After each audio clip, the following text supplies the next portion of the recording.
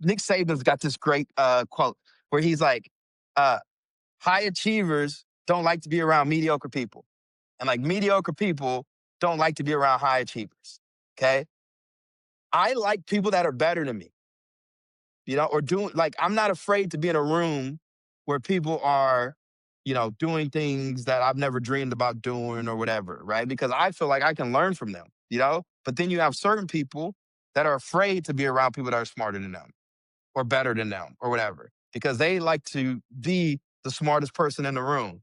They don't like to have their confidence tested. But for me, I feel like I can learn from anyone, right? So like, I like to put myself in the situations that are going to force me to grow. All right, ladies and gentlemen, if you are hearing this, you have once again tuned to the Consequence of Habit podcast. This is your host, JT. Hey, I want to announce quickly before we get this episode started how freaking excited I am to be part of Athletic Brewing's Two for the Trails. Consequence of Habit was nominated this year to be part of that program, and which means they have given us a $15,000 grant. Now, this grant is very specific. It's for a trail restoration program that's happening out in Utah and is being headed by Consequence of Habit Ambassador Michael Whiteside. Now, this project, it's going to give more access, greater access to the mountains where he lives, runs, and really practices his habits. I mean, that's the whole point of this thing, right? Is to motivate people and give access to people to start making some of the changes in their own life. So huge thanks, Athletic Brewing Company. Man, these guys they've just been behind us since the very beginning. They get it. They get the mission. And I am extremely grateful to them. All right. This week's guest. This week I sat down with Michael Steadman. I first came across Michael when he was running a nonprofit. He was running a boxing gym in Newark, New Jersey for boys. He was gracious enough to take a phone call from me when he had a million things going on. Didn't know me from anybody. And took some time to discuss the world of nonprofits and how they work and his own experiences. And what's really kind of struck me then, and what still does, is that Michael just doesn't talk about habits and discipline. The guy lives them, right? He's incorporated them into every aspect of his life and all the different transitions he's gone through. From his time at the Naval Academy to his time as a Marine Corps infantryman, as an entrepreneur, as an endurance athlete, as a mountaineer. I mean, the guy, he's had to rebuild and restructure again and again. And that's what this episode is really about, right? It's about how habits give you agency and how when you take off the uniform and the rules change, it's the structure around it. It's your habits that decide whether you succeed or fail at what you're doing. We get into things like morning workouts, accountability, quitting alcohol, attention, entrepreneurship, and how doing hard things builds character. We talk about that here all the time. All right, so if you're trying to take ownership of your life, especially after a major transition, this one is for you. So without further ado, please welcome to the podcast, Michael Steadman. I've had UFC fighters on, and I mean, they were just in the octagon with the baddest dudes out there, and they're terrified of being on front of the mic, answering questions to reporters. They said the anxiety that it gave them, and I'm like, I couldn't even comprehend it, just because you're just in the ring with a killer, and it's a reporter that you're worried about. It's crazy, but yeah. I love the idea of just using that as the podcast, because I mean, it's not that different. I mean, this started as a podcast and then transitioned, and to me, it was. I think more people should do it that way, because it doesn't cost a lot of money to do a podcast. Right, bro. And you can just throw it out to the world.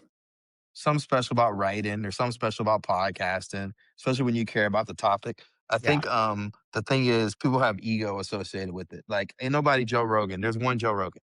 I say all the time. You probably never have enough downloads. And I think sometimes people miss out on like, what's the real benefit of like what you do? So like even when I did the marathon, right? I read this book. It was called A Non-Marathoner's Guide to like Run a Marathon. And one of the first things they told you is they're like, don't wear a watch. Don't worry about like time. Just fucking finish. That was it. Yeah. Because there's nothing worse than doing something and then not being satisfied with, and it just crushes people, And I saw that with like people on my team where they like thought they were going to make this time. And then once the reality set in that they were going to make the time, like it fucking crushed them, you know? Because then what?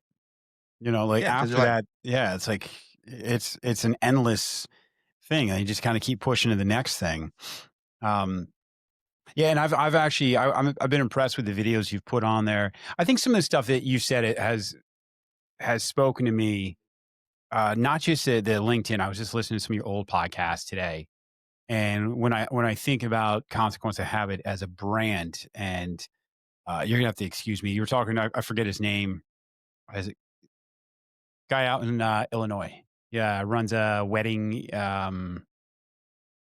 It was a business podcast. It was a series. I like these little series that you do. And you were talking about, hey, do you build a brand or do you build the product first? It was like in an order. Like how important is it just to kind of have a following first, or compared to like solving a problem, getting it down, putting it out to the world, and then kind of building off of that? yeah. You I don't even tell people remember. it's not even, was it like a cigar brand? No, no, no, no. This was it, you were co-hosting a podcast, and it was a business.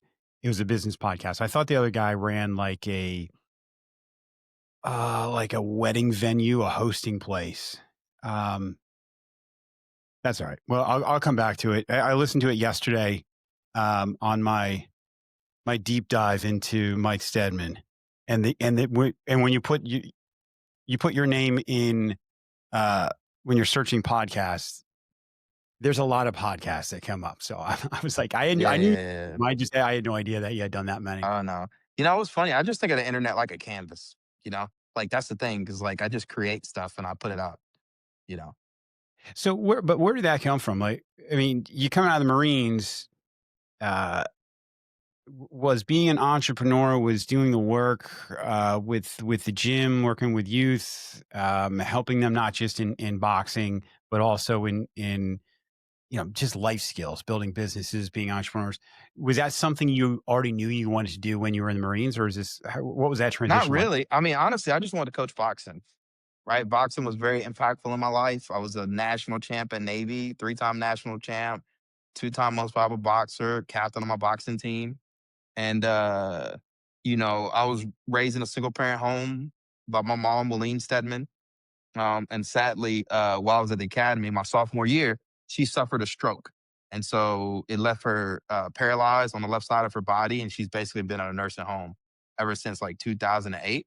Mm. And during that time, the same year my mom had that stroke, she had the stroke in like January, end of January. I won my first national championship that April, you know? So Oh, mind you, I'm in like, it's not like I'm in an easy environment, right? I'm still at like one of the hardest schools in the country. And so I really kind of leaned on boxing. Boxing was the thing that kind of gave me confidence during that difficult time. And I also credit with helping me stay focused and get through the Naval Academy, right?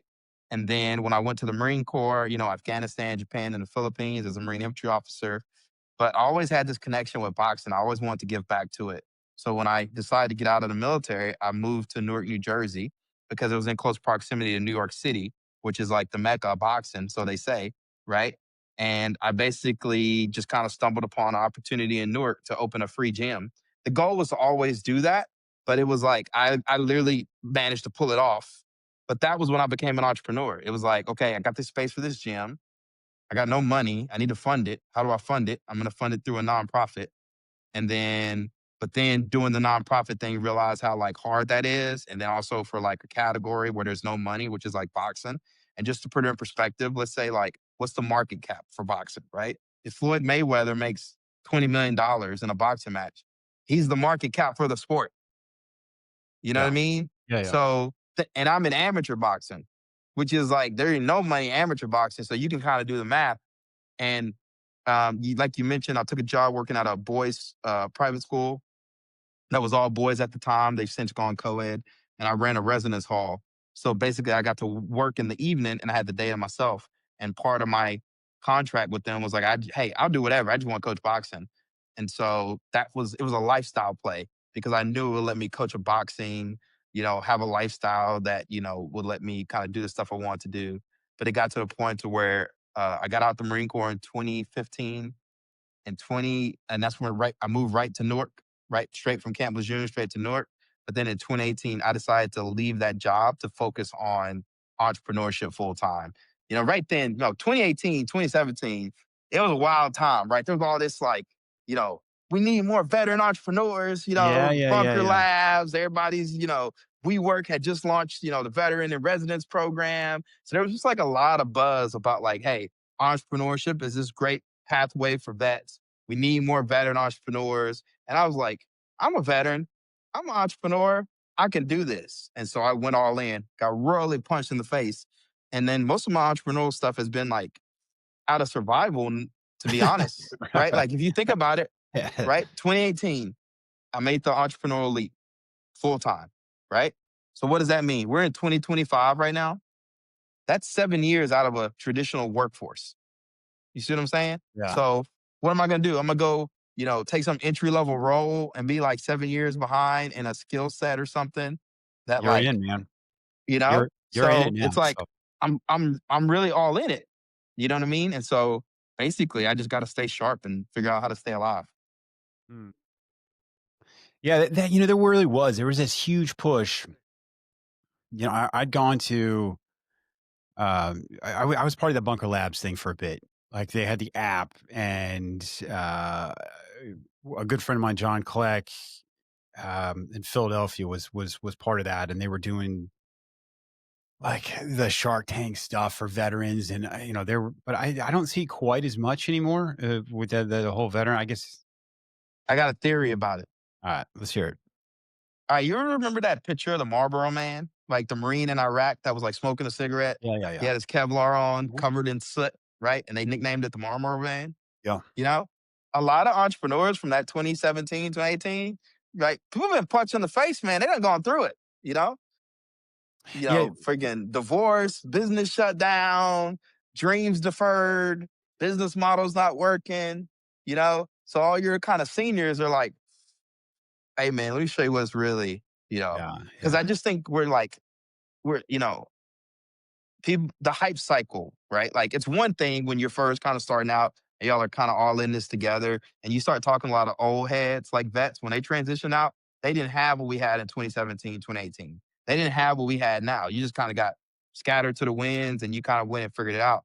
Versus like all of us that kind of came together around that time, right? Like some businesses succeeded, some not so much, but life still happens. So even if you're winning in business, you might be failing at life or, vice versa. And so I just think that like reality is just kind of set in for like what it's going to take. And that's why you see so many like even business school grads that are like, yeah, I kind of want to go do a search fund. I want to start something that's already working yeah. because they know the horror stories. They know how difficult it is to get something off the ground, you know? And so I think that might be part of it as well. Yeah, there was this like idea that if you just brought the same stuff you did in the military, meaning like, hey, I showed up, I woke up early, I showed up on time, I worked hard, if that was just enough. And yeah, to build a business, it's not. I mean, It ain't enough. there's that ain't enough. I There's wrote a a whole, I named that problem. That problem is the military training trap. And I wrote a that's a lot. whole mini book where I talk about why that's flawed thinking, because you can be the best entrepreneur in the world.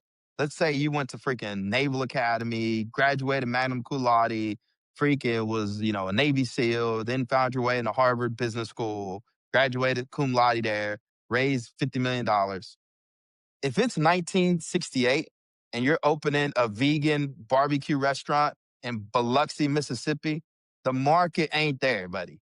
Yeah. You know, and you can hustle and do all the things you want, but it ain't there, right? You think about what you're drinking right now, athletic brewing, right? I use beer every time I teach category design because once upon a time, right? Let me give you a phase. I tell founders is when you're going to market, everybody loves GTM, going to market. You got three options. Option number one, you can go head to head with an established player or behavior. Option number two, you can niche down in a proven category with existing demand. Or option number three, you can create a new category altogether. And in my presentation, I have Budweiser, I have Red Stripe, and I have Athletic Brewing, right? Because if you and I said, hey, we want to start a beer brand today, and it's a beer brand, right off the bat, we're going to get compared to Budweiser, if not that, the Coors Lights. Like people that own market share.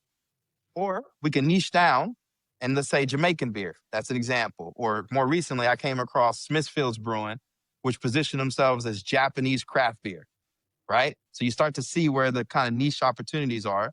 And then option number 3 is you create a new category altogether, which is non-alcoholic beer. And 99% of the time, I recommend founders niche down because it's hard to take on a king, Sure. especially when you're bootstrapping or whatever. But you think about this, right? 10 years ago, nobody said Athletic Brewing. If they had a non-alcoholic beer at all, it'd probably O'Doul's, That's it. right? But guess what? O'Doul's got dethroned. They Why? did. A couple of reasons. Number one, maybe the market just wasn't there, but also they probably didn't do the best job of building the non-alcoholic category in general. It Like sucked. you have to market the category. It doesn't just magically sell itself. And so, Athletic was able to dethrone them, but now it's kind of to the point where it's boring because, like in New York City, every bar you go to, they got non-alcoholic. They have Athletic, but like I want more options in that category. You're seeing more, right? I mean, I have to be careful because they are one of our biggest sponsors, and we just got a $15,000 grant for a trail project through them. I actually had Bill on early on, so I quit Yeah. drinking in 2019, started drinking Athletic, and at the time, I mean, Jesus, I could text Bill, like the co-founder. I'm not texting Bill anymore, right? Like that. Yeah, he leveled up, bro. He leveled Yeah, up, bro. he did level up. But you're But seeing their light beer is so good now. And so what they're doing is they're rolling out new SKUs. all new stuff, and now they're actually gonna be transitioning into kind of like the cocktail, the mixed drinks as well. But yeah, but now you're seeing Go Brewing, you're seeing a lot of different, and then traditional beer companies. That, I mean, if that doesn't tell you something, when like Lagunitas, they come over, Sam Adams, they're making their NA beer. I mean, it's come full circle. You've built something so big that you're not competing against those big people. Now they're trying to compete against you because you've made this market. And I think they were like 26th fastest growing company in the country for a bit. I don't know what it is now, but yeah, I'm blown away by them for a lot of different reasons. The beer and just the company itself. But They caught a wave. They They caught did. a wave. And They that's did. part of category design, right? You got to read the room, because 5 years ago in New York City, you go to a bar and you say, hey, you guys got any non-alcoholic options? It's like 2:00 in the morning. They're looking at you like you're crazy. They're like, Yeah. no, like maybe we can make you a Sprite. Every restaurant in New York City has mocktails on the menu. Yep. Every Yeah. restaurant damn near has Athletic Brewing behind the counter. What does that signal? Category emergence. Yeah. That is an established category and it's growing. Now, there's a couple of reasons that happened, right? People are a lot more health conscious. We're coming out of a pandemic. People freaking losing their mind. We still probably don't know the effects of that being self-distance and isolating, et cetera. There's a whole push around longevity, So there's like a lot of things that kind of coincided to kind of make this happen. But like part of reading the room is paying attention and recognizing like, hey, this is an opportunity. I've Yes. gone this year to 6 defense tech conferences, right? Mhm. Stanford, Harvard, freaking JP Morgan, freaking we hosted one. And I'm looking around, I'm like, hey, yo, how long have y'all been hosting these events? They're like, oh, this is the second one. I'm like, within like 2 years, got 1,000 people here? Category, Yeah. So Right there. that's the kind of stuff that I try to nudge people to think about. It's like, don't look at the past, look at the future. Where are things headed? Yeah, I think that's why I lean into the habits, right? Because the more, I mean, as a society, I feel like we've lost more and more agency, right? The way our days are dictated by algorithms and news cycles, and the ability or just the amount of things that are around us that are just spike dopamine, and a lot of us, we don't feel like we're in control. So this idea of having a system around habits to regain agency in your life, I think, again, I could be the guy in 1960 opening up the vegan almond milk place, but I just see that as a direction that people are going to be really looking for, especially when you bring in AI. Yeah, you're not But wrong. And like for me, like I think with the content that you mentioned before about like, hey, I feel like your content's a little different. You're not just talking about business and stuff. It's like human performance, yeah, right? Getting better at getting better. I think like I tell people for me personally, like my hobbies coincide around three areas: entrepreneurship, particularly veteran entrepreneurship, category design, and human performance. Right. And so, like, I can't be a hack. I can't be the guy just out there talking about category 24 hours a day, 7 days a week, et cetera. Now, it probably helped my business, but I don't know if it would really help my soul because, Yeah, like, I don't have anything to, like, I don't like to put stuff out unless I have something to say. And so I really do kind of like that whole body, just trying to enjoy life, in general. And that's kind of where like the human performance stuff comes in. I work with a sports psychologist. It's funny. I was texting her this week about something. I work with a nutritionist. Um, yeah, I'm just trying to optimize for life in general. Business is one aspect of it, but it's also lifestyle design for me. I run a small agency by design because I don't want to manage a bunch of people. I want to be able to prioritize working out in the morning and doing all those different things. Like if I need to rest and sleep in, I don't need to be running to the office somewhere. I could just do my workout later in the day, and just kind of having that agency that you said, that you sure. talked about. How do you deal with talking about entrepreneurship when even, putting that out to the world or maybe a time where things just aren't falling in place for you personally as an entrepreneur? You mean And, like showing up to the mic, like when you're going through it and you're like, damn, I got to record a podcast or I got to put something out. yeah, yeah. I mean, listen, it's just, yes, because I'll come on here where I've gone through maybe a tough period in my life and my habits aren't squared away. Right. But I'm hosting a podcast about habits and their impact. And there's times I struggle with that. I'm pretty open about how things are going, good or bad. But I'm always curious to talk to other people that have that very specific thing that they speak about. And how do you deal with when it's not going great in your own life? Yeah. So that's a great question. So one thing I learned from, like, this is a really good question. Um, so I journal every day. Every day I wake up, I have like a gratitude practice, right? Habits. Speaking of habits, right? I wake up and I carve out time and I put out three things I'm grateful for each day. And I always start my journal entry with like, it's always a great day to be alive. Mm. Then I list my top three goals. Then I do a section on discipline, which is like my workout, my affirmations. Did I do this? Plan my day. But even under discipline, one thing I have is help somebody today. Like I have help someone every day. Like even as I'm sitting here chopping up with you, had a veteran entrepreneur that was coming through New York City. He reached out to me, said, hey, can we grab lunch? Can we chat? Boom, got the lunch scheduled, you know, took him to lunch today and then helped him out with his business and then hooked him up with my co-working space. So he's out there now grinding away, right? But helping each other. Because there were times like, especially when I was producing my podcast, I mean, hell, there's still times, but this is where I learned a lesson. I'd be going through it. And I would have like a call scheduled with Bunker Labs where like, I'm teaching a branding class or something. And I'm like, man, I don't want to freaking do this. I'm Yeah. cooked. But man, every time I did one of those classes or something, it was just like a bolt of energy. And I realized, like, man, you get energy from helping people, Yeah. I mean, you know? that's how we started this thing off with is that's what you did for me. Right. Yeah. Like, it's there is, I've talked about it on here quite a bit. There is something selfish about being selfless, right? There's this, I mean, there's a reason service dogs or even the dogs and they have them in the airport now, you just pet a dog. There's this simple act of doing something for something else that is therapeutic for people. And it's just something, I don't think we do it enough anymore. We spend more time worrying about ourselves, but shit, man, after listening to you, the way you start your morning, I think you need to start that habits podcast because these are the exact same things we talk about. It's just these small things we do on a daily basis, like consistency over intensity and how compound interest to just continue to do these things and what it does for us. Yeah. Like, it's funny. I have I call it the everyday elite, right? People just try and get better, getting better, Mm. not afraid to punch above their weight a little bit. And so, like, you just start to realize, like, as you get older, it's like none of this stuff is new. That's It's right. literally That's been right. written before. Early to rise leaves a man healthy, wealthy, and wise. And it's Right. like, so what do? I start getting up early. I try to get up early because I really prioritize my days because I realize like deep work, like the most important work I can do is getting done in the morning.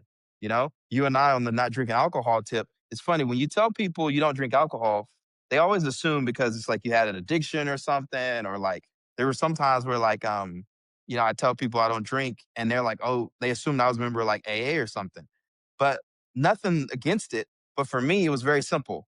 In 2023 or 20, it was probably even before that, like 2021, my business coach at the time, Bill Watkins, who was a West Point grad, reached out to me and said, hey, Mike, do you want to go trek in the Everest Base Camp with me? Now, mind you, it was 21 or 2020, forgot whatever window that was. We had just kind of come out of the pandemic. Like we're kind of coming out of like social distancing, whatever. I had actually bootstrapped that podcast business from my 1 bedroom apartment with a laptop and a microphone. I was kind of feeling myself a little bit. So I Sure. just started saying yes to things. I was like, hell yeah, let's go. COVID, they were still dealing with COVID in Nepal. So that trip, even though I paid for it, that trip got canceled. And we ended up having to roll that trip. So Bill and them went the year later. I waited till 2024. But nonetheless, when I was doing my research for base camp, it said altitude sickness. And I was like, well, I don't want to get altitude sickness. And they're like, everybody's body reacts differently. So I was like, well, how can I prevent altitude sickness, right? How can I put myself in the best position? And Sure. all the research said boost your immune system. And I was like, how the hell do you boost your immune system, right? There's all the crazy stuff, drink athletic greens and do all this other stuff. But my research was pretty simple. It said drink water, exercise frequently, get a good night rest, try to limit your alcohol consumption, etc. And like even when I was boxing at the academy, I would lock in. I wouldn't drink when it came tournament time or whatever. I was like, hey, I want to win the national championship. I'm not drinking until I win a national championship. And so for me, I was like, hey, I want to make it to base camp. I want to get there healthy. I don't want to get altitude sickness. So I just stopped drinking. And then I went through that time frame of where like I didn't drink for like a year, went to base camp, celebrated, drank Sherpa craft beer, talk about category. I could help myself. I was like, Yeah. Sherpa craft beer, this is awesome. But then afterwards, as I entered, this year, I was like, man, I really don't want to drink no more. I need to get up early. I need to be locked in. And now it's just been no looking back. And I don't think I'll ever go back, to be honest, because I just value my mornings too much. Yeah. Yeah. I always tell people my story was a little bit different because it was a bit of a problem. And I saw that a lot in the veteran community too. But I tell people now, even if I don't sleep well at night, I never wake up hungover. And there's a big difference, right? There's a huge difference and I'm not even talking about getting drunk. I'm talking about having 2, maybe 3 drinks, whatever it is.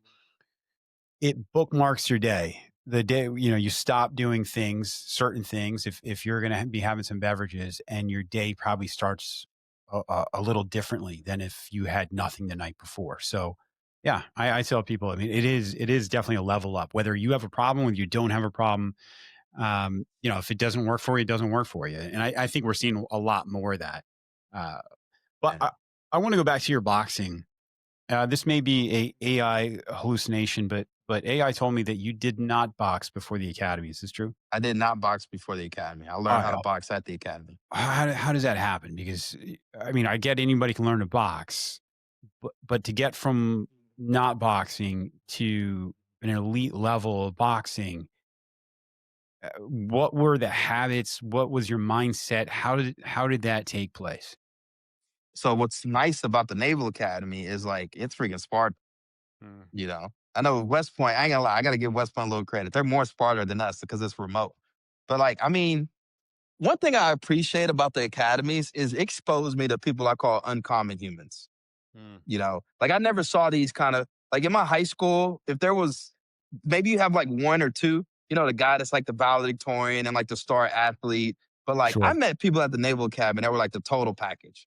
Star athlete, multiple. I'm not like I'm not talking about like just onesies. I'm talking about like, Unicorns. freaking unicorns. They're freaking going to be Navy SEALs. They got to go into Oxford for a year after graduation because they're so smart, just like these type of people, right? But the environment, one, it attracts those type of people in the first place because you're never going to apply. So like, even though like I wasn't like the smartest student in the world or wasn't like, I'm still in this environment, right? And again, this environment, like the beauty of Navy is like, yo, everybody shows up a plebe. That's it. You're like that rank. So when I got exposed to the sport of boxing, right? like Navy is an environment that kind of forces discipline, right? Everybody has to have a sport. There's a mandatory sports period, you know, you got to do physical fitness tests, you got to do all these different things. So it was almost like an accelerated learning opportunity, you know? It was like the closest thing to like training camp you could get, right? School, sport, military. That was it. Yeah. Monday through Friday. And like, I'm honestly, I'm working on that now, like personal life wise, because I still kind of think like Monday through Friday still feels like game time, you know? Yeah. It's like very hard for me to like, slow down during the week and like smell the flowers and, yada, yada, yada. Because that's how we were conditioned at Navy. Then you go to the military, it's the same thing. Where's that balance between just being like a serial entrepreneur trying to build something and to the point that there's other aspects of your life that aren't getting the attention that they need? I have no idea. I don't even know if balance exists, but like I think about what one of my battalion commanders told me. Don't be an asshole. All right. That's a good rule. Yeah. That's So like, yeah, I might be running and gunning, but yo, if the lady calls me and there's an emergency, I gotta stop what I'm doing and take care of that. If yeah. a buddy calls me and is going through a crisis, I gotta stop and take care of that. You know? Like I caught myself because like a friend of mine is got engaged. He's having an engagement party. He invited us to it, right? And I'm thinking to myself, man, it's Q4 right now. Like, Yeah, I need yeah, to I lock got it. in these next 3 weeks and get it in. But then like I went to the gym this morning, did my exercise, I was like, what am I doing? Mm, I was like, man, we'd be honored. Thank you for the invite. I'll yeah, be there. yeah, I caught myself. But again, I think that's why thinking of consequences of habits, you've got to have these times that let you get clear thinking to make yeah. sure you're not just making, stupid emotional decisions.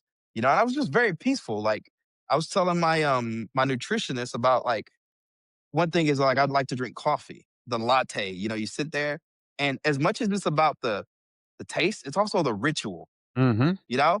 Because like I get up early, go to the gym 5:30, 5:45, right? Work out.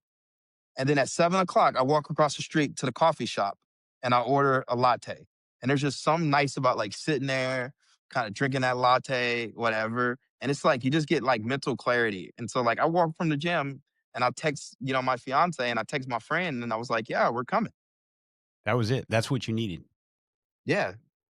It's Yeah. we can because we can be insane, like you're right, as a species, and if we get in these loops in our mind, and I think actually doing that after physical activity, because for me, I need that, right? So I need that physical activity, and certain things work better than others. Like for me, this morning, this sounds like I'm gloating, but I did a hard like an endurance workout on a Peloton, and there's something about being done with that, sweaty, drinking a cup of coffee, and taking a moment to just sit there. And I don't know, it gets all that energy out of you, that thing that I don't know, that monkey mind that just keeps going around and around thinking about the next thing to do and the next thing to do, the next thing to do. Um, and I don't know. I don't think we do that enough, because then you jump in a car and you're sitting in traffic, or if you're in New York City, you're on the subway and uh, day's over and you're going to bed and you're starting the whole thing again. It's like this vicious cycle, but But it goes back to what you said about like even this habit, right? I have a self-care day. My self-care day is Thursday, you know? So like the veteran I told you about, Sean, what day you think I booked him on to hang out? Thursday. Thursday. Why? I got nothing on the schedule Thursday. Why can't I lollygag at the coffee shop? Right? I got nothing. I got no 9 o'clock meeting. I just need to go get a haircut, Looks good. you know, go see Yeah. Sean.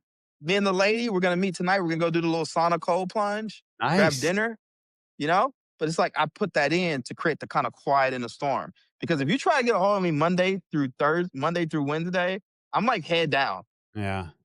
But Thursday is like the day that forces me to like kind of slow down, relax, because I know it's that rest day. It's like I'm not in the pressure cooker as much. Yeah. I mean, I'm always in the pressure cooker, but like Thursday is like my intentional time to like pop my head out of it. Sure. So you ended up going to the Naval Academy. First, you did a year in Rhode Island, right? Yep. Doing a pre Naval Academy Uh, that's a big move. You're going from Texas to Rhode Island and then to the Naval Academy. What was it about the Naval Academy that stood out? And then what were you doing to get yourself ready for that? Because like you said, I mean, you came from a single parent home. Uh, I don't know your life, but I know a lot of people can find reasons that they don't want to do something or it's not even on their radar. What was it about you that said, "Hey, this is my ceiling is this high that I'm willing to do this and I'm going to try and do it." Man, you're asking some good questions here. And I think it's even me, like something I think about like even now. I think sometimes it's easy to kind of um, feel like you're stuck in your place in life, right? Like this is it, whatever. But like I'm just naturally, um, I like to. The best way I can describe it is like punch above my weight, but it's more than that. It's more about like kind of taking agency for yourself. Mm, You know, like rising above like your own socio-economic status or whatever else, you know? It's why I do the base camp. It's why I did the marathon. It's like why I kind of do these different things, whether it's go to the Naval Academy or be a freaking Marine Corps infantry officer, and et cetera, right? And I realize that like I have a tendency to like put myself in these hard situations that if I'm not careful, it could kind of like be out over my skis a bit, you know? But at the same time, it's like, what's the alternative? yeah. Sleepwalk through life, you know? Why? Might as well, you know? And like Nick Saban's got this great quote where he's like, uh, high achievers don't like to be around mediocre people. And like mediocre people don't like to be around high achievers. Okay. I like people that are better than me, you know, or doing like I'm not afraid to be in a room where people are, you know, doing things that I've never dreamed about doing or whatever, right? Because I feel like I can learn from them, Mm, you know? But then you have certain people that are afraid to be around people that are smarter than them or better than them or whatever because they like to be the smartest person in the room. You know what I mean? It's like they don't like to have their confidence tested or that little sure. imposter syndrome. But for me, I feel like I can learn from anyone, right? So like I like to put myself in the situations that are going to force me to grow. So to answer your about the Naval Academy, right? When you're growing up in a single parent home, the Naval Academy seemed like this prestigious place, you know, that they made it seem like it was for other people. And I was Yeah. like, you know what? I want to take my swing at it and go, you know, because like it's same thing with the Marines, right? It's like I think I'm driven by identities. You know, it's less about like, it's like, I want what that guy's got, you know, the swagger of that boxer holding the belt. I was like, I want what that guy got. You know, that Marine, that picture in the 90s of the Marine holding the rifle. He's got the camo on, right? He's got the like rope around his neck and it goes like, it says Marines. I was like, I don't know what that guy's got, but I want it, I you want it. know? Yeah, yeah. So it's like those kind of things. It's like, I've been thinking about it lately of like I'm a big guy, right? I'm not small by any means, you know, went from boxer, then ballooned up to like a meat eater, you know, slinging weights, clanging bang, right? And I used to make fun of marathon people because I'm like, who wants to do a marathon? But then, like, you know, you get older, and when I did that Everest Base Camp trek, it felt so impactful to like earn it, you know, because it was like, you know, I had the trip got canceled. I had to move it because of COVID. Then you have to wait all this time. Then you get there. Then you actually got to get heloed into the mountain. You got to trek for 9 days. You know, by the time you actually got there, it was like this peak experience, you know, like, damn, like I earned this. Like I freaking, like I didn't just roll out of bed and do this. You know, this was like years in the making. And so I was like, I want more of that. And so when I came back, I was like, oh man, I want to do a marathon. And the same thing. It was like, 26.2 felt stupid, right? Like the self doubt, all the stuff you got to do. Then you got to show up. You got to do. But then when actually you do it, you're like, man, I feel like I can do anything I put my mind to. Dude, that line, New York City owes me nothing. I loved it. Nothing, I loved it. nothing. And I'm gonna be honest with you. When I saw you were going to Everest Base Camp, you're right. Like I'm like, what is, dude? You're not built. This is what I'm talking about. We put ourselves in boxes, right? You're not built like a mountaineer, dude. If you looked up a person who's going to Everest Base Camp, it's usually some slim dude in his 30s, you know, who's this is what they do. It's like a marathon runner. And I was like, man, I fucking love that he just went up there and just did that. I thought it was really, really cool. And And then you went right from that to the marathon. And that was kind of like, man, I gotta get him on here, because this idea of thinking of the habit, I think, of having a higher ceiling.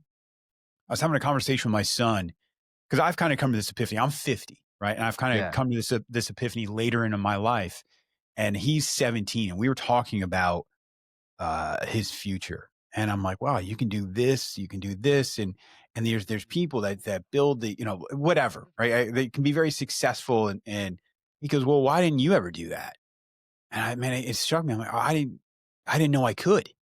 I didn't Yeah. know I could. It wasn't even on my radar. And I said, but that's the great thing about coming to these conclusions, and that's why the alcohol thing for me, that was my biggest, right? That was something that always held me back. And once I quit that, I'm like, shit, man, we can do anything we want to do. Like, it's all about your habits. It's all about these little decisions you make. So, I mean, I just loved it. I love, I'm excited. Who knows where Mike Steadman's going to be next. We're going to see you like F1 driver or something, something crazy. Well, I'm gonna give you a resource, right? It's for everybody that's watching. When somebody asks you that question next time, I Yeah. want you to say, a man who views the world at 50, the same as he did at 20, has wasted 30 years of his life. Yeah. Yeah. You It's know, the truth. like you should grow as you get older. Unfortunately, a lot of people are just kind of stuck in motion. And that comes from Muhammad Ali, by the way. I like The other that. thing I'll tell you is this concept of non obvious insights. Because, see, most people assume, just like you said, I assume the people that go to do things like base camp are these skinny mountaineer types, whatever. And why do you assume that? Because it's common sense, Yeah. right? Like you would, whatever. Who else would do that? It would be crazy enough to do that. Man, you go to base camp, all kind of people up there. Yeah. People survive open heart surgery, older people. It don't matter. It's just like this is something that they said they wanted to do, and they figured out a way to do it, Yeah. right? Like find a way to win. Same thing with marathon, right? Like, man, there were all kind of people out there on that marathon course. All kind. People that like little old ladies cooking me. Sure. There were people bigger than me, right? Because it's like the obvious thing is like, oh, you're gonna be the skinny person, whatever. But like until you cross the Rubicon, like cross the line, right? Now you find out, right? But you got to earn the right to do that because Mm, most people don't cross the line. So they're seeing what everybody else is seeing. They're living in the world of assumptions. But see, yep. when you cross the line, you learn the real thing, right? It's like why I'm not impressed with like entrepreneurship, to be honest. Like I'm impressed, but it's a hustle for everybody. It's just Everybody. Yeah. like you got $10,000 problems, you got $10 million problems, right? It's like it depends on what game you're playing. That's why I was saying the Marlboro reference, right? Whenever I ask an entrepreneur, I'm like, oh man, how's the hustle? They're like, I'm hustling. I'm Mm, in it. And what I found amongst the veteran crowd is like the longer you've been around, the more staying power you have. Right. So like the stuff that might impress some new, oh man, how are you able to do? When you meet somebody the first time that they like did kind of quit their job and go all in, you're like bright eyed. They're like, they're like whatever. But most entrepreneurs now, it's like they don't, excuse my language, they don't bullshit me. You know? yeah, it's easy to do. And I wonder if that's just because, you're real excited about something. I take this because people come to me and they're like, hey, I'm thinking about doing a podcast. And I never discourage anybody. But I said, just be prepared. You're going to put something out in the world that you care a lot about and you put a lot of work into. And know that there's probably not going to be this massive following right away. Like, if your ego it will hurt the first time you go on. You're like, damn, dude, I got 10 downloads. Doesn't Yeah. matter. But the more you do that, it's like I did stand up comedy. And I got on stage for the first time, actually with Rob Riggle last month, and uh, people ask me, "Have you ever bombed?" I'm like, "Yeah." Once you bomb a couple times, you don't even really care if you bomb. Like, it doesn't even. And you see the biggest Yeah. comedians out there; they bomb all the time to get funny. That's part of the process. Yeah. So yeah, I think you just become a little more hardened. Um, I felt it in the nonprofit world, same thing. Like, oh, I've got a mission. I'm going to do something great. Well, um, spoiler alert, not everybody wants to be helped or is ready to be helped or is looking for help. So, or wants to give you money to help people. I mean, like Yeah. it's a grind. I actually want to do stand up comedy because even the marathon training, right? I got stories for days around that I kind of want to test out during the stand up comedy thing. And then you're right. Like I was talking to my buddy about the everyday elite. And I was like, oh, should I write a book about this? Whatever. And one of the things, he's a human performance guy, has an app too in the human performance space called Softly, right? So it's like OG, in the space. And they're Hmm. working on the next gen version. And one of the things he told me that was real interesting, he's like, Mike, the couch to marathon people, they really don't be spending money. Elite people is different, you know? Yeah. It's like, I'll give you this example. I used this story yesterday with a client, right? So there's a guy called Tim Grover. Okay. Tim Grover wrote a book called Relentless, and he was the trainer for Michael Jordan, right? Michael Jordan's like personal trainer, weight Sure. training, et cetera. Because the Bulls used to get out physical by the Detroit Pistons in the 80s, right? Tim Grover was like play college basketball, knew he wasn't going to go to the pros, and decided that he wanted to train professional athletes, right? And remember, we're in the world now where like physical performance, all that stuff is like a lot more common. But back in the day, it was just like Yeah. jazzercise and keep it moving. So he decides he's from Chicago. He wants to work with some Chicago Bulls. So he writes letters and sends them out to all the Bull players, except Michael Jordan. Why did he not do it for Michael Jordan? Because he wanted Michael Jordan not to get it. So because No, because he couldn't get Michael Jordan. He's like, Michael Jordan's oh, like, so he's a there wasn't a superstar. strategy to it. Yeah. I Wasn't a got you. strategy. He's like, Michael Jordan's a superstar. I'm not going to waste his time, right? But he sent him to everybody else. Guess who calls him though? Michael Jordan. Jordan. Why does Michael Jordan call him? Because he's the only one who didn't get one? No, because the only one that wants to get better. Mm. Like guys that are actively seeking, it's like entrepreneurs. That's all the problem. Has the problem, know they have the problem, are already trying to solve the problem, and then you come along. It's like if you're a coach, right? Chances are you can close a client if they've already had a coach before. Because if they've already had a coach before, they're already sold on the category. Sure. Versus like, I've never invested in coaching. I've never worked with a coach one-on-one, or, they're going to be a lot harder. Does that make sense? Yeah, But when your 100%. mind's primed, it's like, prime example, hey, I want to run the New York City Marathon. Boom. So if I come across somebody that's a run coach, my mind is already primed. The nutritionist I work with now, her name's Paola, right? I met her at a buddy's event who was a Marine who was celebrating his Alive Day because he got shot on a range, almost killed him. What's And every year, what's his name? Patrick Eugen. Yeah, I'm supposed to I'm going to be recording with him. I was trying to record with him up in Westchester a couple weeks ago, but he was Yeah, he's going to Austin. Yeah, he's the man, I right? do. He's Nick Lavery's people put me in touch with him, and he seems like he's pretty squared I away. might have butchered his last name. I'm tripping. No, not got it right. Nugent. Yeah, that's my guy, man. I text him all the time. I was texting him today. But yeah, I was at his Alive Day event supporting him while he was doing a god amount of pull-ups and push-ups. And there was a bunch of people there to support him. And I was like, oh, what do you do? She's like, oh, I'm a nutritionist. What am I thinking in my mind? Run New York City Marathon. How you get my weight down? We should chat. And I'm an entrepreneur's entrepreneur. So I like investing in other entrepreneurs, And so, but if your mind's not primed, can't help you. So Yeah. like, that's what I was trying to get at of like, he's already primed to be great, Jordan. This opportunity comes across to make him better. At the very least, he's going to explore it. He gave the guy 30 days, guy ended up being his trainer for like 16 years. Unbelievable. Yeah. This idea of solving problems, and I was looking at the book you wrote too, The Veteran Entrepreneur, and this idea of having a solution to somebody's problem and then being able to market that and kind of fill that hole. A lot of us don't feel there's a ego and or an imposter syndrome around that, and I think that holds a lot of people back. I know I always held me back, because other people will say, "Well, what makes you qualified to do that?" And that's something that, and this goes back to the ceiling thing. Sometimes even getting out over your skis. Sometimes you just got to step up, like, and say, like going on stage with Rob Riggle. Rob Riggle's a legit comedian. I opened for Rob Riggle. I have no business opening for Rob Riggle, right? Yeah. But and going up to it, I wanted to throw up for about 6 hours leading up to it. But I get done, and then I'm like, I feel like it was. It's an amazing experience, but But you know what? Nobody, honestly, as much as people care, right? Like if I have a problem, let's say I got a toothache, yeah, right? It's freaking painful. I'm just, I got to go to CVS, get the little stuff to put on. It's painful.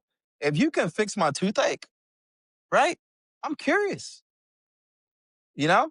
Like, yeah, that's the thing. Like, a lot of stuff we do in our heads, but like, I'm not going to sit here and pretend like I don't suffer from like imposter and all that other stuff. I just actively try to recognize it. And that was one of the reasons I hired a sports psychologist, right? So I've invested in an entrepreneurial mental health coach. And I can tell you the difference between like coaches and psychologists if you ever want. But I worked with her for like a year. And then I decided, hey, I do coaching, performance, I study sports psychology. I want to work with a sports psychologist, right? And one of the things I found out from the very beginning, you do your little call, you start talking about the woe is me, then they come back and they're like, Mike, I don't think any of that matters. Because the sports psychologist doesn't care about the past. They're like, who are you today? yeah. You're a Naval Academy grad, you're a Marine officer, you're a serial entrepreneur. Like, we need to be going here, not going back in the past. And so, working with her over the last year, one thing I say, and even using my own clients, is like, goals. What are our goals? What are we trying to accomplish? What are you trying to accomplish? What does 30 days look like? What do 90 days look like? And just keep attacking it, keep attacking it, keep attacking it. And like one thing I had a conversation with her about this week was, I adjusted my business model to go all in on category, right? So no more podcast producing, no more of that, just All category. in. And so what happens when you adjust business models, right? There's always going to be a little dip. Okay. I get a little bit of safety knowing how much money's in my bank account at times. It's like a safety net, right? Sure. Like, oh, I got this much amount of cash flow, whatever, right? But when you start making changes, like writing that book, you know, investing in a copywriter to help get that across the line, going to base camp and coming back and doing a marathon, that's like a month Yeah. of time gone for like a solo business. So I texted her name's Melissa. I was like, yeah, whenever I see my bank account dip, I get a little anxiety or whatever.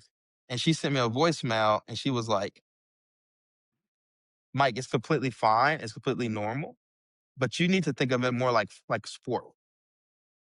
It's like when you're in a football game and you're like down by a touchdown or something, you can't just be like, oh my God, I can't play. I can't show up. No, man, freaking playing Yeah. to win. It Yeah. just comes with the territory. Sometimes you're up, sometimes you're down. But guess what? Like Tom Brady's Tom Brady, whether they're down by 30, they're down by 3 with like, think of it like sport, you know? And so like that was really good reframing as a way to think about it. And then, oh, by the way, like when you're going through things, like you forget about the accomplishments that you have done. So All like the time. I keep a list. One of the exercise she had me do was like write down some wins I had over the years, boxing champ, all that stuff, right? All the things I've done at the marathon. But like even yesterday, somebody tagged me on LinkedIn on something I completely forgot about. 2019, I won a pitch competition for 25K, right? Oh That yeah, was yeah. like Hold the check. Yeah, that yeah. was life changing in 20. I'm telling you, that was a life changing experience, because in 2018, I took a bet on myself, right? Ain't like I had the most cash flow in the bank account, you know? And I was running on fumes because at that time I was like coaching boxing. I was running a for-profit business. I was working 6 days a week, you know? And that 25K check was just like, damn, I felt like an entrepreneur, you know? Yeah, But right. like in my confidence list, I forgot that I did that. It's amazing, right? You can. It's so easy to remember the times that things don't work out. And yeah, I was just going through this with one of our board members. We're going through, and something just kind of fell through the other day that we were hoping was going to work, and I'm like, man, sometimes I just feel like. And then we start listing all of the things that have happened, right? Like the things we've done, accomplished. I'm like, good God, man, you look at it. People do a lot of great things out there, and they're very. It's easy to forget those, especially when whatever you're working on in that moment maybe didn't pan out quite like you were hoping. 100%. But sometimes, like one thing I will tell you is like, I have this saying, right? No sleeping in the trophy room, right? And I actually Yeah. got it from P. Diddy, but we can't say his name no Oh more. no, no, Might no. get Yeah, us yeah, canceled. yeah. We're gonna But the concept of no sleeping in the trophy room is great because it's like, yeah, you get all these accomplishments, whatever, but that was yesterday, celebrate it, like honor it, but like still got to show up to work tomorrow or Yeah. whatever else. And for a lot of vets, this as well, as like veterans, I was a SEAL, I was a Marine, I was all these different things, right? There's a safety there, right? Because it's like, okay, and they just kind of get hung on the past. And sometimes that can hinder them from who they can become like in the future. And so it's like you honor it, you recognize it, you plan it for what it is. But at the same time, it's like, yo, don't be walking around with your medals. New York City's funny because, and I get it though. Like, me and some friends made a joke, like, you wear your medal. Somebody asked me, they're like, yo, Mike, how long can you wear your medal after you do the Yeah. marathon? Yeah. Because Yeah. like Yeah. I saw people wearing it all week. I was like, listen, I get it. Because when I was out there, people had survived cancer. They lost loved ones. Yeah. It They were meant trying something to, different. it freaking meant something to them. And it probably seemed like, that was their version of going to Naval Academy or like Sure. doing something that seemed so impossible. And it let them wear it. But for me, it's like, I got my medal. I celebrate the day of. On to The the next day, next. I had to catch a flight, no medal. And then by like Tuesday, the high had wore off. Yeah. Speaking of the high, do you go through and I know we're getting close on time here, but You're good. do you go through some downs when you have something kind of this audacious goal and you accomplish it, and the process that's gone into it? Because I think that's where we grow is right is in that process. It's that showing up every day. You accomplish that thing. Do you go through any type of depression or downtime afterwards where you're like where this thing that you've just worked for so hard is now over? Listen, you're asking some good questions. I'm serious, y'all. My man came prepared because these are some real. Sometimes people do podcasts, but they don't talk about nothing. They're like, Yeah. just regurgitating, etc. This is where I got lucky in life because a lot of these things I experienced very early on. I told you how my mom had that stroke at the Naval Academy Yeah. my sophomore year. I poured my freaking heart and soul into boxing, because what do you think I thought? It was going to fix everything. Fix everything, man. Just let me win this national championship. It's going to make it all worth it. All the blood, sweat, and tears, the sacrifice, freaking everything. Okay? Even leading up to the national championship, right? The week of, right? If you're nationals, it's like you're basically gone from Naval Academy like half a week, right? You leave on like Tuesday or Wednesday or something crazy. I didn't fight till Saturday. Well, actually, I fought Thursday, quarterfinals Thursday, semifinals Friday. You fight Saturday night. You go back to Navy on Sunday morning, right? Sunday to like Tuesday, Wednesday. And I'm probably mentally checked out that week. The Naval Academy don't freaking give a damn. Yeah.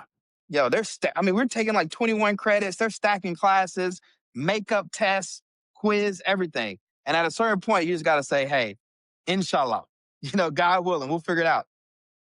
I won that national championship, got my belt, climbed out the ring, broke down crying, because it's like, made it, baby. Yeah.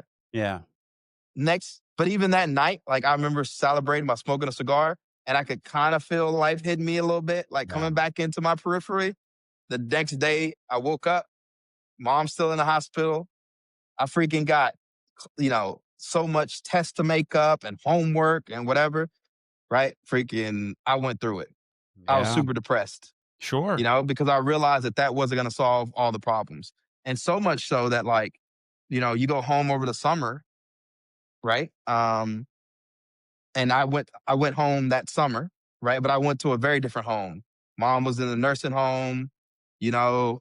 So now I'm just staying at the apartment, like by myself. We had to move stuff out, It was a whole kind of scenario.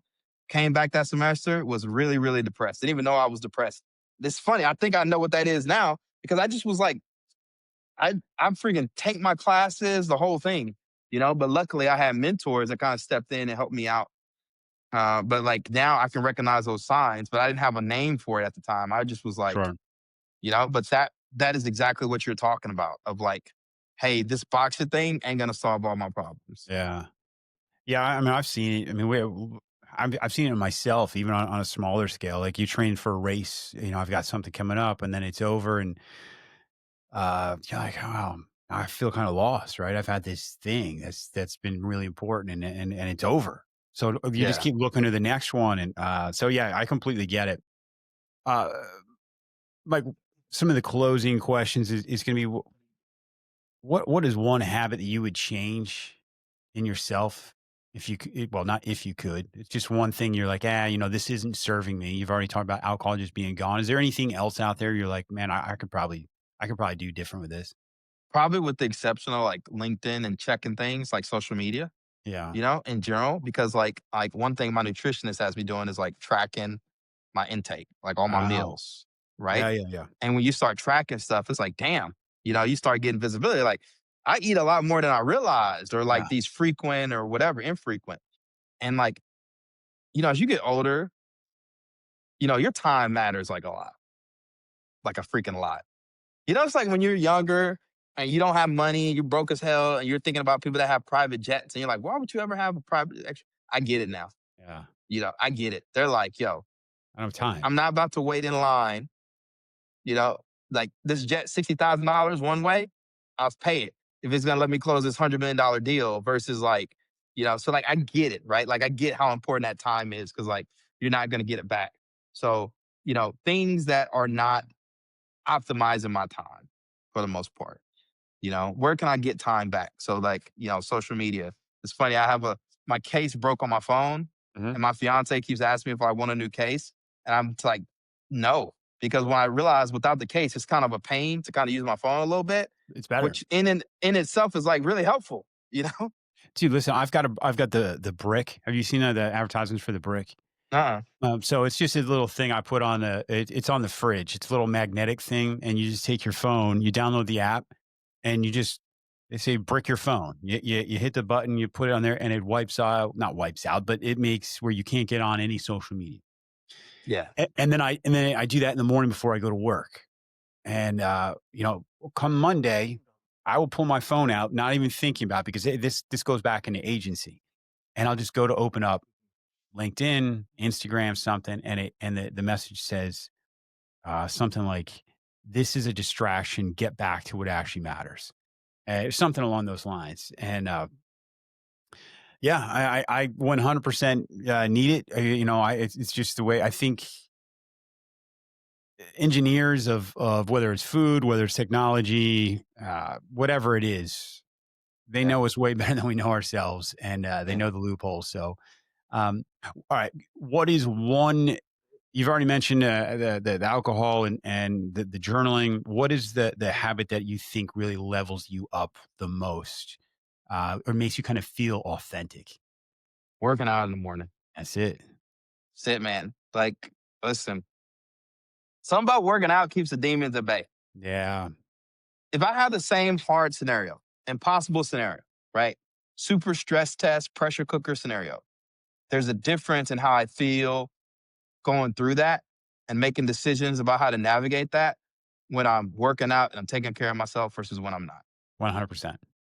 you know? And like, even that was one of the things that helped me with like the self care Thursday because like the running out process is like super stressful, you know? And I just realized that like when I'm more relaxed, I can handle stress better.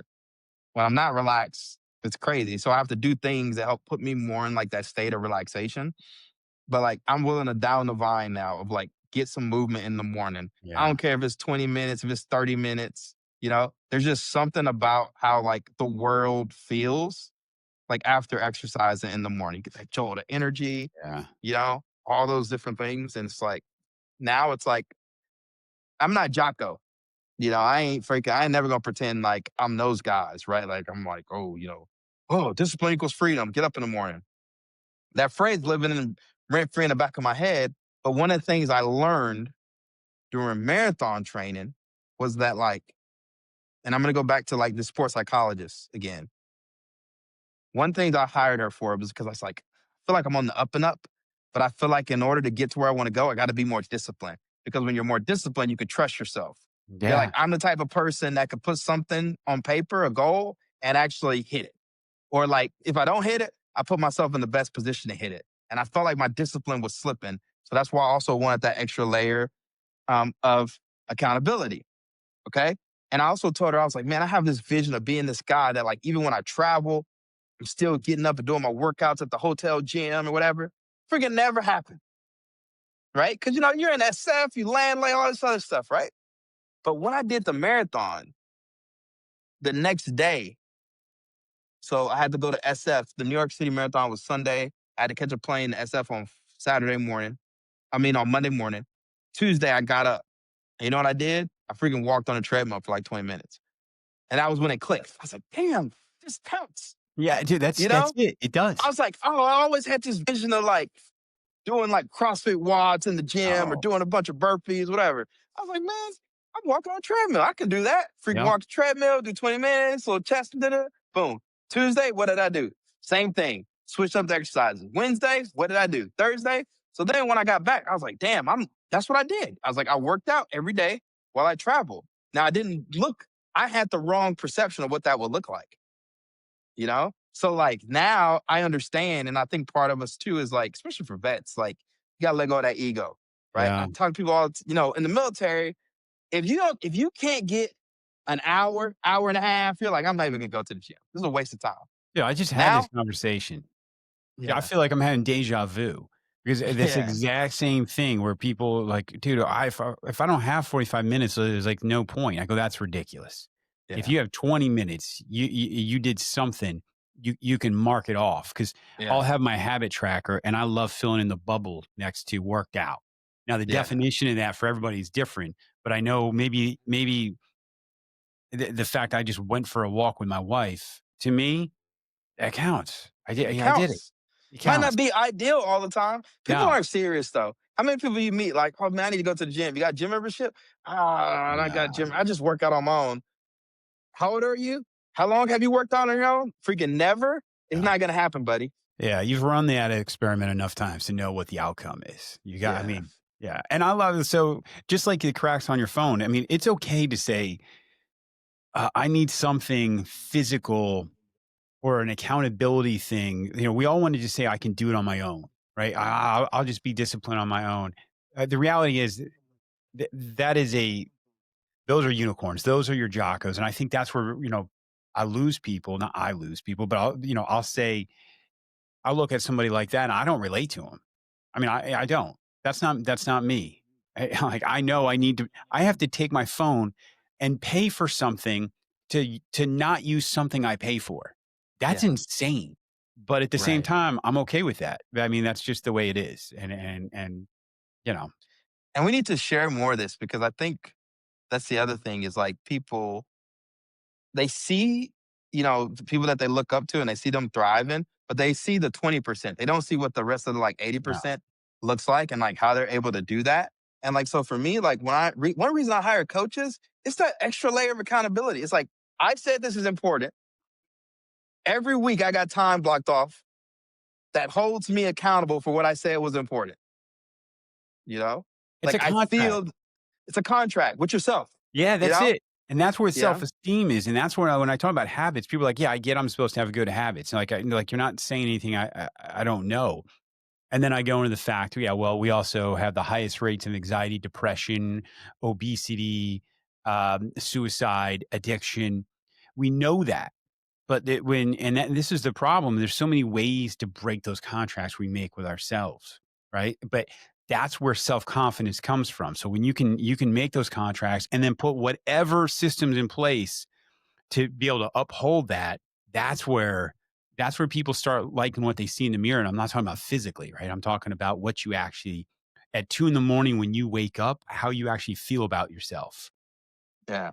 So let me tell you what I learned, right? And I learned this after the marathon because I was listening to this psychologist, right? He was answering this question about how do you build self esteem? You build self esteem by doing hard things and not telling people about them. Yeah, yeah, yeah, yeah. I was like, oh, that's good Yeah. because you prove it to yourself, you know? And I did the marathon. I had to raise money for it to be able to run. But honestly, like the reason I didn't care about the time or stuff, it was proving to myself. I wanted to prove to myself I could do it. I could be the type of person that's doing his long run on a Saturday night. Nobody's around rooting me. You know, I'm the guy, got my headphones in. I'm just getting it in. Yeah. Right. And then I found myself like that night when you realize, like, hey, man, I'm actually becoming the type of, when the transition happens, Yeah. Yeah. when you're becoming the type of person you envision, but if you're not careful, you'll miss it, you know? Yeah. And so like that's the kind of stuff I talk about with my coach on like Mondays. See, that's good. You will miss it.